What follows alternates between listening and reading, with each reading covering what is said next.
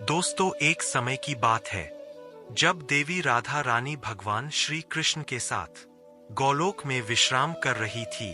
तब देवी राधा भगवान श्री कृष्ण से कहती है, हे प्रभु, आज मेरे मन में कुछ प्रश्न उठे हैं। कृपा कर और कर मेरी मन की जिज्ञासा को शांत करे। तब भगवान श्री कृष्ण मुस्कुराते हुए बोले, हे देवी राधा, आपके मन में जो भी प्रश्न है निसंकोच होकर कहे, मैं इन प्रश्नों का उत्तर आपको अवश्य ही दूंगा।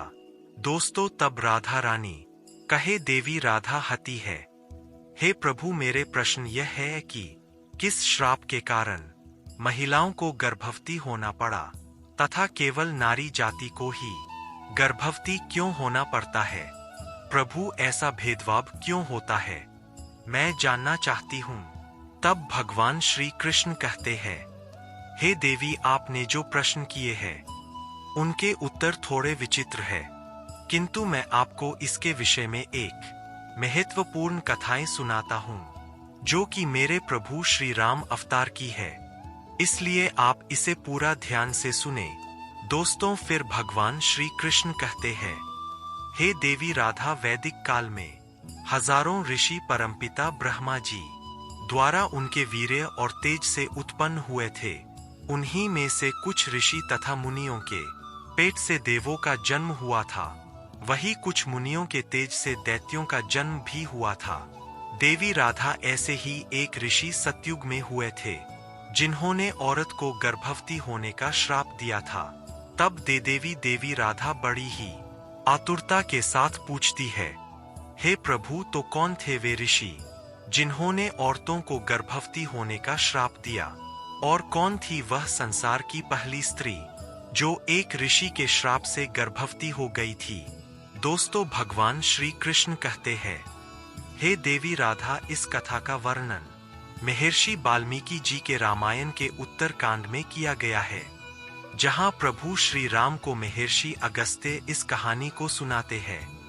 हे देवी राधा, यह सतयुग काल की बात है जब परमपिता ब्रह्मा जी के मानस पुत्री ऋषि पुलरत्य सुमेरु पर्वत के उच्च बिंदु पर स्थित आश्रम में घोर तपस्या कर रहे थे।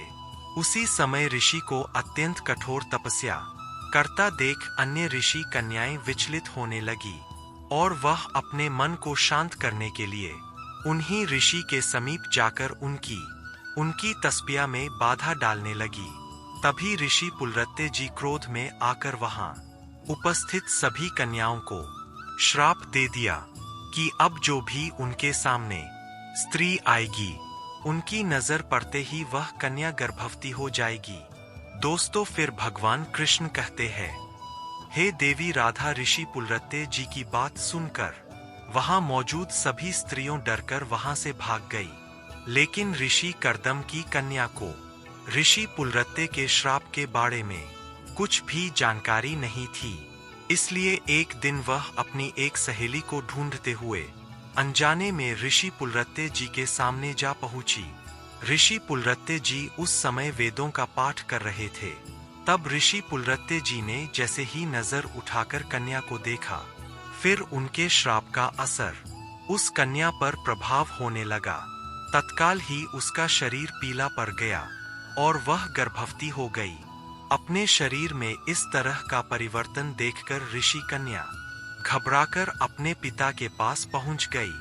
दोस्तों, भगवान कृष्ण कहते हैं, हे देवी राधा, अपनी कन्या की ऐसी हालत देखकर ऋषि कर्दम को बड़ा ही दुख हुआ और तभी उन्होंने अपने ध्यान की शक्ति से सारी घटित घटनाओं का अनुमान लगा लिया, जिसके बाद वे अपनी कन्या को लेकर ऋषि पुलरत्य के पास गए और कहा, हे मुनेश्वर, आपको हमारा नमस्कार है। मेरी पुत्री अनजाने में आपके पास आई थी, किंतु आपके श्राप के कारण आज वह संसार की पहली स्त्री है जो गर्भवती हुई है। मेरा आपसे निवेदन है कि आप इसे भिक्षा के रूप में ग्रहण करें। यह सर्व गुणों से संपन्न है और अनजाने में ही आपके श्राप की अभागी है, तो यह सदा आपकी ही सेवा करेगी।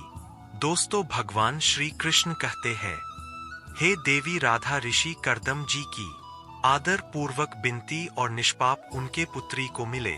श्राप से ऋषि पुलरत्य भी बहुत दुखी हुई और उन्होंने ऋषि कर्दम को प्रणाम किया और उनकी पुत्री ग्रहण करने का आश्वासन भी दिया। फिर उसके बाद पुलरत्य जी ने उस कन्या को स्वीकार कर लिया। उसके बाद वह कन्या ऋषि पुलरत्य के साथ रहने लगी और उनकी दिन रात सेवा करने लगी।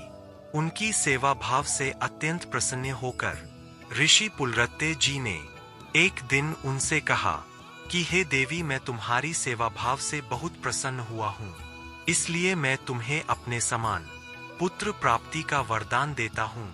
जिस समय तुम मेरे सामने आई थी उस समय मैं वेदों का पाठ कर रहा था और तुमने उन वेदों का श्रावण किया था, इसलिए तुम्हारा पुत्र वेदों का ज्ञान देने वाला विश्रवा के नाम से जाना जाएगा। दोस्तों, भगवान श्री कृष्ण कहते हैं, हे देवी राधा, कुछ समय बाद उस ऋषि कन्या ने एक पुत्र को जन्म दिया और जैसा कि ऋषि पुलरत्य जी ने आशीर्वाद दिया था कि ऋषि कन्या का पुत्र विश्रवा के नाम से जाना जाएगा। दोस्ती, फिर भगवान कृष्ण कहते हैं, हे देवी राधा, आगे चलकर ऋषि विश्रवा को एक सुंदर बलवान गुण पुत्र प्राप्त हुआ जिसका नाम श्रवण रखा गया। दोस्तों, भगवान श्री कृष्ण कहते हैं, हे देवी राधा, इसी श्रवण का नाम एक कुबेर है। फिर भगवान कृष्ण कहते हैं, हे देवी राधा, तो देवी, मैंने आपके पहले प्रश्न का उत्तर दे दिया है। हे देवी राधा, आपका दूसरा प्रश्न था कि क्या केवल नारी ही गर्भवती हो सकती है? तो ध्यान से सुनो, नारी के समान पुरुष भी अपने दिव्य तेज से गर्भवती हो सकते थे, किंतु हे देवी राधा, एक स्त्री को संसार की दिव्य शक्ति स्वयं परमपिता ब्रह्मा जी ने दी है और उसकी रचना करने में उन्हें कई गुना अधिक समय लगा था। इसलिए नारी को यह श्राप रूपी वरदान है कि वह इस संसार का निर्माण ब्रह्मा जी के बाद स्वयं कर सकती है। तो दोस्तों, मैं आशा करता हूँ कि यह कहानी आपको पसंद आई होगी।